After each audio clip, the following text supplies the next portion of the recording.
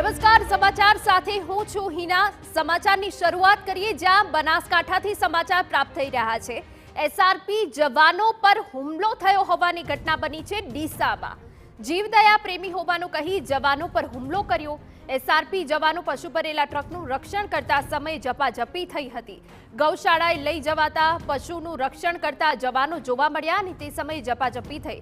એ દ્રશ્યો અમે તમને બતાવી રહ્યા છે કે જ્યાં એસઆરપી જવાનો પર હુમલો કરવામાં આવ્યો। હુમલો કરનાર 3 શખ્સો સામે ડીસા પોલીસ સ્ટેશનમાં ફરિયાદ નોંધાઈ છે। સંવાદદાતા અતુલ ત્રિવેદી વધુ વિગત આપી રહ્યા છે। અતુલ, પૂરી વિગત। ચોક્કસ ડીસાની જે જૂના ડીસા છે ત્યાં પાંજરાપોળ પાસેની આ ઘટના છે।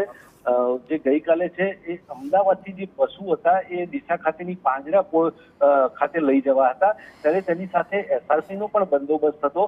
ત્યારે ડીસાના જે 3 જેટલા જે ઈસમો છે તેઓએ આ એસઆરપી જવાનો પર હુમલો કર્યો હતો અને આ પશુઓ અહીંયા કેમ લાવ્યા છે એ બાબતે પણ હુમલો કરી અને મારપીટ પણ કરી હતી।